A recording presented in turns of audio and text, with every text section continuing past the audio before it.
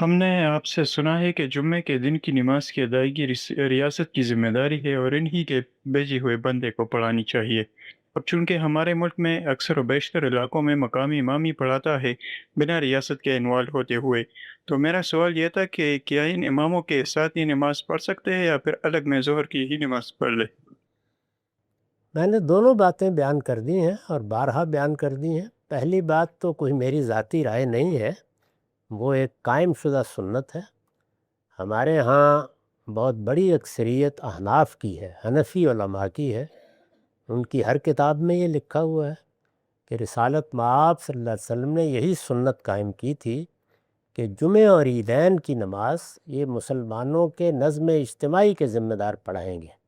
ان کے ارباب حل و عقد وہ اس کی امامت کریں گے، خطبہ دینا ہے تو وہ دیں گے، یا پھر اپنی طرف سے اپنی کسی نمائندے کو بھیجیں گے۔ یہ نمازیں فرض ہی اس صورت میں اسی مقصد سے کی گئی ہیں، یعنی مسلمانوں کا نظم اجتماعی، ان کا اقتدار مسجد میں آ کے لوگوں کو تلقین و نصیحت کرے، اور اس طرح اس کا ربط کم سے کم ہفتے میں ایک دن اور اہتمام کے ساتھ سال میں 2 مرتبہ لوگوں کے ساتھ اللہ کی عبادت میں قائم ہو، وہ شریک ہوں ان کے ساتھ، اور جو کچھ انہیں بھی کہنا ہے اللہ کی یاد دہانی کے لیے وہ بھی کہیں، اور اس طرح وہ شخصی معاملات جن میں کوئی حکومت نہ حکم دے سکتی ہے نہ قانون بنا سکتی ہے، ان میں اگر لوگوں کو نصیحت کرنی ہو تو یہ موقع ہے، جمعہ کا موقع ہے، کہیں۔ اسی طرح سے عیدین کا موقع ہے، کریں۔ لیکن اگر کسی جگہ حکومتیں یہ کام نہ کر رہی ہیں، جیسے کہ بدقسمتی سے ہمارے ہاں ہوا، یعنی جب مسلمانوں کی حکومت ختم ہو گئی اور بہت سے ملک انگریزوں کے قبضے میں چلے گئے، تو وہاں ہماری یہ روایات مجروح ہوئی ہیں، اور سب سے بڑھ کر یہ بر صغیر میں ہوئی ہیں۔ ورنہ باقی دنیا میں دیکھ لیجئے، وہاں ہر جگہ مسجدوں کا نظم بھی ریاستی کے پاس ہے، اور جمعہ عیدین کا نظم بھی وہی قائم کرتے ہیں۔ اب اس میں کیا کیا جائے؟ تو میرے نزدیک اس میں پھر مسلمان اپنی اجتماعی حیثیت میں کوئی فیصلہ کر سکتے ہیں۔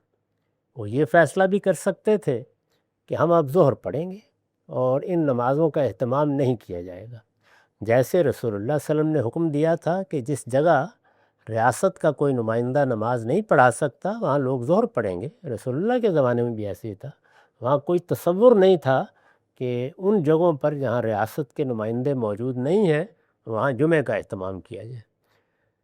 یہ قاعدہ بھی موجود تھا، اس کے مطابق فتویٰ دیا جا سکتا تھا۔ دوسرا یہ ہے کہ اتنی بڑی تعداد میں اب کروڑوں مسلمان ہیں، خاص طور پر بر صغیر میں، تو 60-70 کروڑ کے قریب مسلمان ہیں بنگلہ دیش میں، خود ہندوستان میں، پاکستان میں۔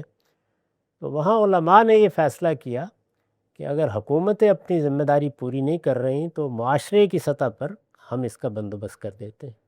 اس کی بھی مثالی صورت تو یہی تھی کہ پوری مسلمان کمیونٹی کا نظم قائم کر کے پھر اس کی طرف سے لوگوں کا تقرر کیا جاتا، لیکن عام مسلمانوں نے اسی صورت کو قبول کر لیا۔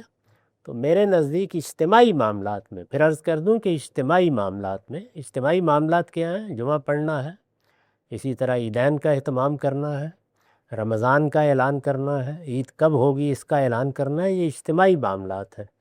ان میں اگر مسلمان کوئی فیصلہ کر لیں اور اس سے ہمیں اختلاف بھی ہو تو اس کی پیروی ضروری ہے۔